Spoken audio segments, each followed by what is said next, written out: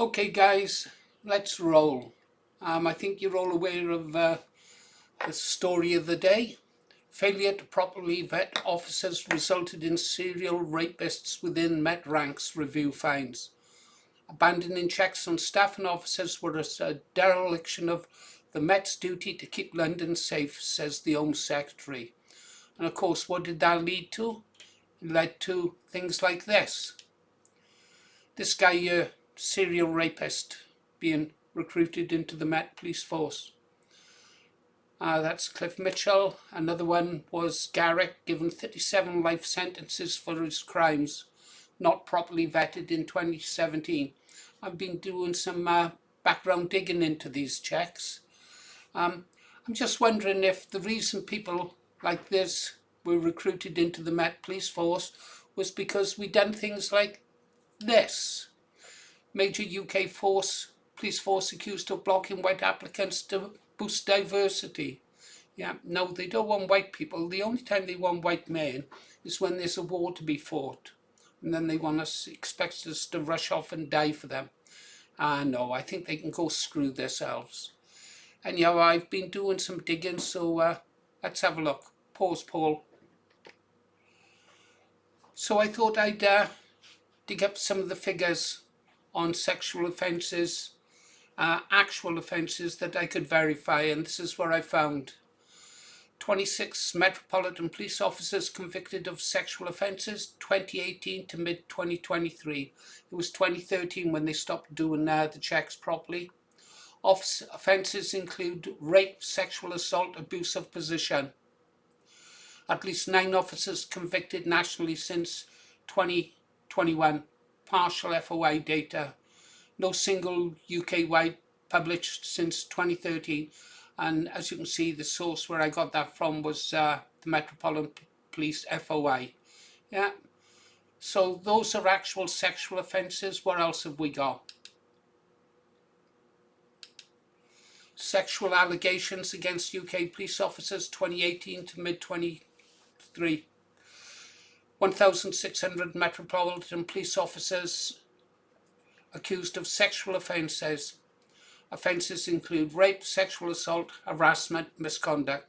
At least 3,100 officers accused nationally. A lot of those are going to be innocent, but I don't know, the police seems to attract perverts, doesn't it? And some people say that there's not much difference between the mind of a criminal and the mind of a police officer. Average over 500 allegations per year.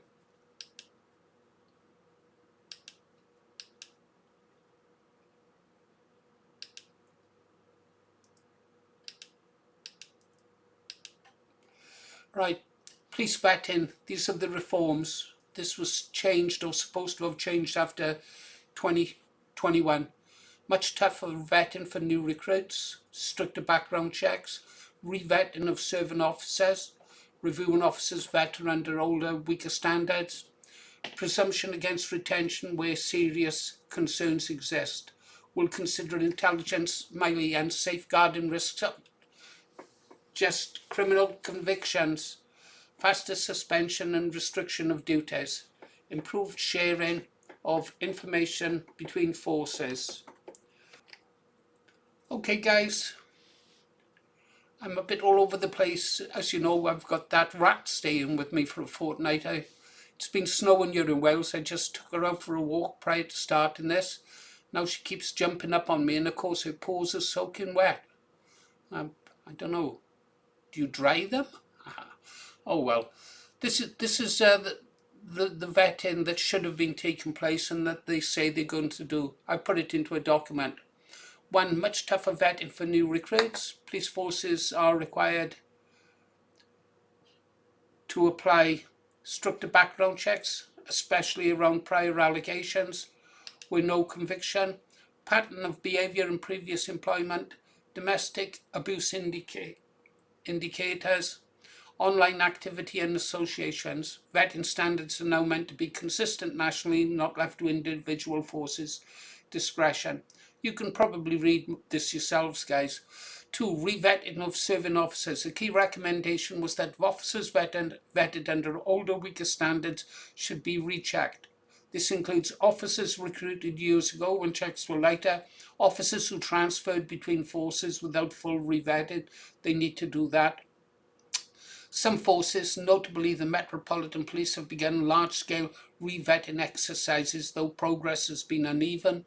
3. Presumption against retention where serious concerns exist. Guidance now makes clear that officers do not need to be convicted for action to be taken. Yeah, that's a big one. Credible intelligence, repeated complaints, or safeguarding risks can justify removal. The cultural shift is away from wait for a criminal conviction and towards risk prevention. Should have been that from the start. they can make a start by throwing out DEI hires and meeting quotas.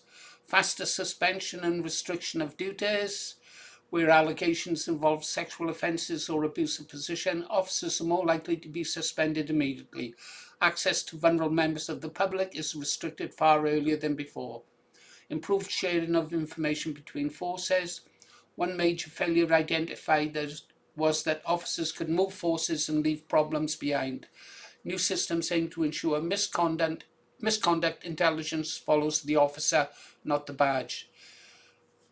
Important caveat, and this matters for my tone, these reforms were recommended and accepted, but implementation varies by force. Some forces have been criticised for moving slowly. National oversight is still fragmented. The recommendations exist, they are sound and they are being applied, but not uniformly or perfectly.